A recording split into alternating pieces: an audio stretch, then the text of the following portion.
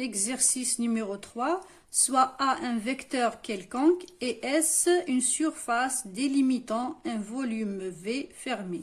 Montrez que l'intégrale triple sur le volume de rotationnel de A dV est égale à moins l'intégrale double sur la surface de A vectorielle ds. Donc là, je suis en train de voir une intégrale triple sur le volume, une intégrale double sur la surface. Donc, je dois définir d'abord le théorème de divergence. Donc, le théorème de divergence, qu'on appelle aussi Green-Ostogradsky, donc soit une surface fermée S quelconque, délimitant un volume V, on a pour un champ vectoriel E, l'intégrale sur cette surface fermée de ce champ EDS est égale à l'intégrale triple sur le volume de la divergence de E dV. Donc revenons à l'exercice. Donc on avait dit qu'il fallait démontrer que le rotationnel, l'intégrale sur V du rotationnel de A dV est égal à moins l'intégrale sur la surface de A vectorielle ds. Donc on avait dit, puisqu'on était en train de voir une intégrale triple sur le volume et une intégrale double sur la surface, on va utiliser le théorème de divergence. Donc qui dit quoi? Que l'intégrale sur le volume d'un vecteur, d'un champ de vecteur A dV est égale à l'intégrale sur la surface de A ds. Là, je suis en train de voir un rotationnel de A. Pour le théorème de divergence, j'ai divergence de A. Donc, je dois trouver une relation qui va me lier le rotationnel de A et la divergence de A. Comme on avait déjà exploité dans l'exercice 1, donc la relation numéro 2, qui dit que, voilà, donc d'après l'exercice 1, relation 2, nous avons démontré que la divergence de A vectoriel B est égale à B rotationnel de A moins A rotationnel de B, avec B un vecteur constant quelconque. Donc d'après le théorème de divergence, l'équation 1 va donner, donc si je considère ça comme étant un vecteur, un champ de vecteurs, donc l'intégrale sur le volume de divergence de A vectoriel B, donc de tout ça, dV, il va me donner quoi? Il va me donner l'intégrale sur la surface fermée de ce champ, c'est-à-dire de A vectoriel B ds, qui est égal aussi à moins l'intégrale sur la surface de A ds, de A vectoriel ds scalaire B. Parce que tout simplement, nous avons, d'après les caractéristiques du produit vectoriel et du produit scalaire, si je considère ça comme étant le vecteur A, ça c'est B, ça c'est C.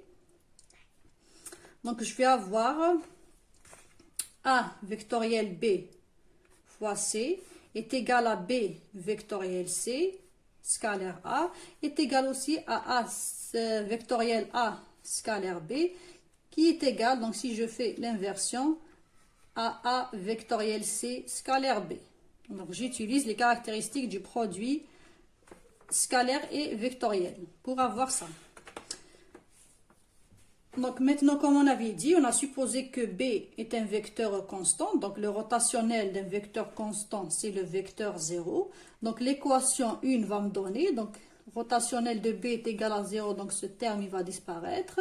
Donc je vais avoir divergence de A vectoriel B, CB rotationnel de A, que je vais appeler équation numéro 3. Maintenant, je vais placer cette équation 3 dans 2. Voilà.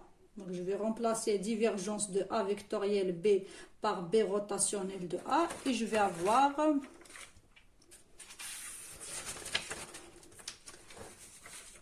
voilà. Donc, 2 dans 3, ça donne... Très bien. L'intégrale sur le volume de B rotationnel de AdV est égale à moins l'intégrale sur la surface fermée de A vectoriel ds scalaire B. Mais comme on avait dit que B était constant, donc on peut le faire sortir en commun. Donc je vais avoir Donc ce B qui va sortir ici. Il va me rester rotationnel de AdV.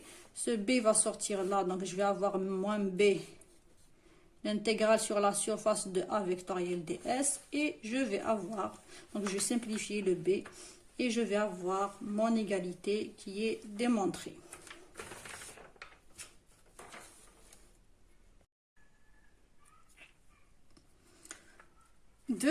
L'intégrale sur le volume de gradient de f dv est égale à l'intégrale sur la surface de f ds.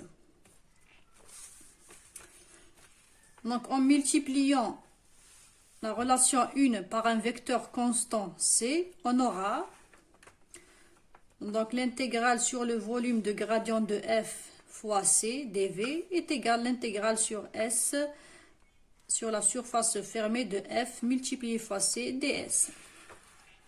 Donc d'après le théorème de Gauss, on sait que l'intégrale sur la surface fermée d'un champ vectoriel fc ds, c'est l'intégrale volumique de la divergence de ce champ, donc dans ce cas-là c'est fc dv. D'après l'expression 1 de l'exercice 1, on avait démontré que la divergence d'un vecteur fc est égale à f divergence de c plus c gradient de f. Donc, puisqu'on avait dit que f était constant, la divergence, plutôt c est constant, donc la divergence de c, ça va me donner 0. Et donc, je vais avoir la divergence de fc, c'est tout simplement c gradient de f. Donc, j'ai ce terme qui va disparaître.